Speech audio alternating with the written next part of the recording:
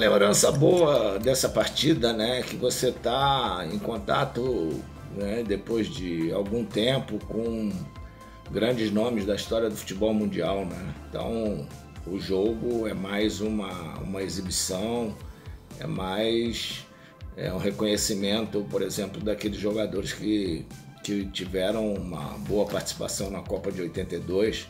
Então tá ao lado de Júnior, Sócrates, Falcão, Oscar, enfim, jogadores que a gente teve tanto tempo juntos, né?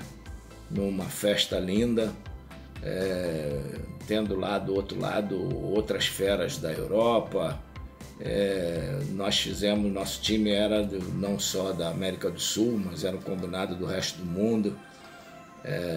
Pude estar com Chinaglia, né, que foi um dos grandes da Itália, mas que na época jogava no Cosmos, e um dos grandes centroavantes. Você estar com ele dentro do campo é sempre muito legal. Bellamy, um dos grandes nomes do futebol da Argélia. Então foi muito divertido, casa cheia, Nova York, lá onde jogava o Cosmos, né? E lá é um local de muitos italianos, né? A Itália tinha sido campeã do mundo, e lógico que isso tudo aumentou, já que estava Paulo Rossi, Antonioni, Tardelli, enfim, jogadores que foram campeões daquela grande seleção italiana. Hänkin saanut USA:n kansalaisuuden. Ja näin on ottelun ensimmäistä puoliaikaa nyt, kun nuo tärkeimmät asiat, eli kokoonpanot ja ottelun tuomaristo on saatu tässä lueteluksi, kulunut jo hieman yli 5 minuuttia. Ja pelin tilanne on edelleenkin 0-0. Euroopassa tämän lähetyksen vastaanottaa sellaiset jalkapalloilun mahtimaat kuin Italia, Saksan liittotasavalta ja Suomi. Ja Dinotsov siellä Euroopan maalissa UNICEFin lastenrahaston hyväksi, jotta maailmassa hätää kärsivät nuorukaiset saisivat täten hyvin kiperästi kaipaamaansa avustusta. Siikko. Ja jos ottelun alkuhetket ehkä olivat valkoasuisen Euroopan joukkueen lievää painostusta, niin nyt on tilanne huomattavasti tasoittunut. Ja myöskin vihreäasuinen muun maailman joukkue tekee erittäin hienoja hyökkäyksiä, kuten yritti siinäkin rakentaa, joka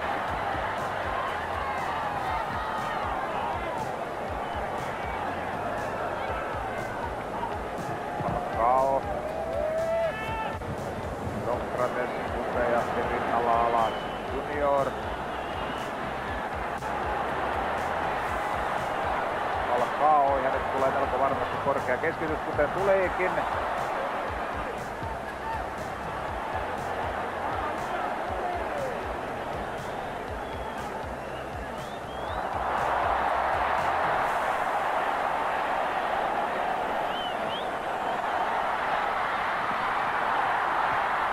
Falcao ehdottomasti vaarallisen paikan seurasi tilannetta, mutta ei ollut millään lailla huolissaan, eikä syytä ollutkaan, että tuossa nyt mitään sen ihmeellisempää olisi tullut.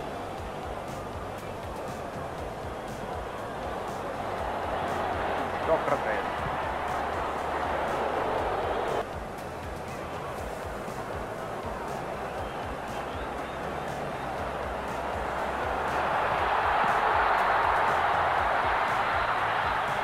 Kyllä Thomas. Nyt todella kyllä kamera. Siikko.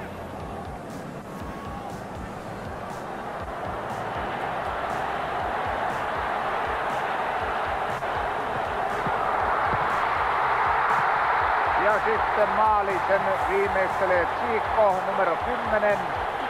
Ja näin on muu maailma siirtynyt ottelusta 1-0 johtoon, kun ottelun ensimmäistä puoliaikaa oli pelattu hieman yli 28 minuuttia. Ensin kärjessä Ginalia, George Ginalia järjestelee tilannetta, syöttää tuonne oikealta. Sieltä tuli kova laukaus, sen teki Sanchez ja sai numero 12. Ja sitten Koniekin yllättävä laukaus, hieman ohi maa. Beckenbauerhan pelasi vielä päättyneellä kaudella Bundesliigassa, eli Saksan liittotasavallan korkeimmalla sarjaportaalla Hamburger Sportverein joukkueessa. Turhat katkot ovat toistaiseksi olleet poissa. Ja siinä täydellinen hassi Euroopan joukkueelta ja niin monenkin miehen harhapotkua ynnä muuta ja niin Belumi onnistui tuossa tilanteessa. Rossi. Koniek.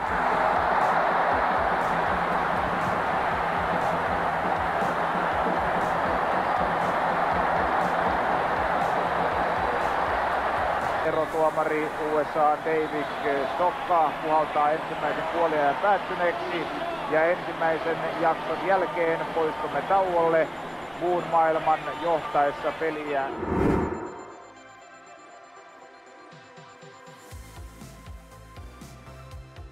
Teki silloin Brasilian Chico, joka on tällä hetkellä Brasilian parhaiten palkattu ammattilaisjalkapalloilija. Siellähän nuo palkkiot eivät ole aivan yhtä huimaavia kuin puoliajalla ahertuksi sen verran kovaa. Ei toimenpiteitä. Tolpan kautta.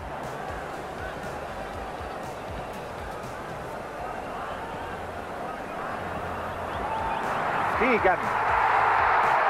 Ja Keegan onnistuu kaventamaan 1-2. Siinä oli kyllä 1-2.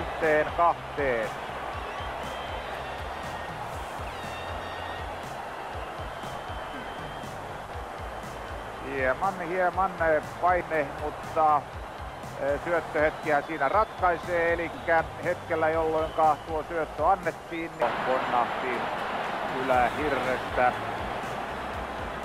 maaliviivalle ja rajatuomari Neuvostoliiton Bakramov silloin kylmästi näytti, että pallo kävi maaliin. Niin, sitä ei ole kukaan pystynyt todeksi näyttämään, ettei se niihin Eurooppa sitten vaihtaa. Kyllä minä jo ensimmäisen jakson jälkeen vähän odottelin, että keisari Frans olisi sieltä otettu pois, mutta näin ei vielä silloin tapahtunut ja nyt kentälle tuli hänen tilalleen numero 14. Hän on Ranskan Michel Platini.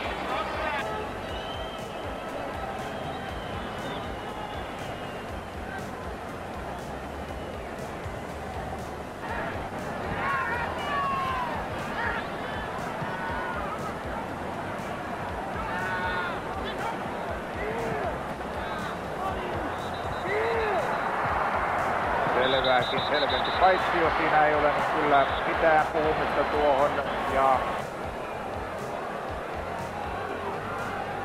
matkaa on kyllä maaliin sen verran paljon, että tuskin siitä nyt yritetään suoraa laukaisua maaliin saakka. Se ei kyllä kovin helpolla onnistu, mutta tuo onnistuu.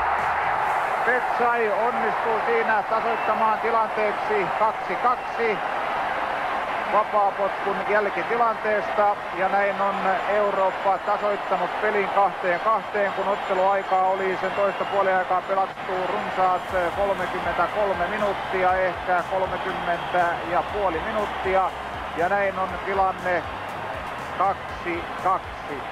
Hyvin on Eurooppa noussut tuota muun maailman 2-0 johdosta tasatilanteeseen 2-2. Hyppäsi ilmaan, ettei vaan maalivahti Tuomasen Koomo loukkaantuisi.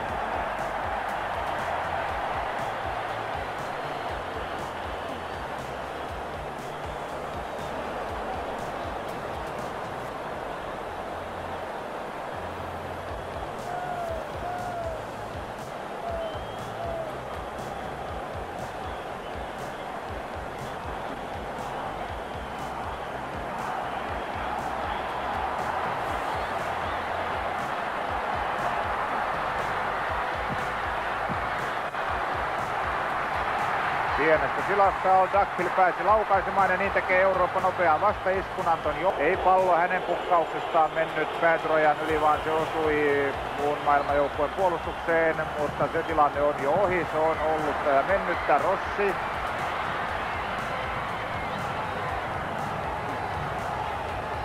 Antonioni. Ja maalivahdille tapahtui nyt kyllä paha lipsahdus. Thomas Nkomo oli siinä nyt ehkä hiemankin liian ylimielinen ja Antonionin laukaus menee kuin varkain tuonne maaliin. Hieman hätäinen syöttö vielä siinä ottelun viimeisillä hetkillä ja niin erotuomari ottelussa nähtiin paljon maaleja. Niitä nähtiin kaikki Amerikan puolelta, missä jalkapalloilu muuten on voittanut ja voittamassa kaiken aikaa lisää alaa.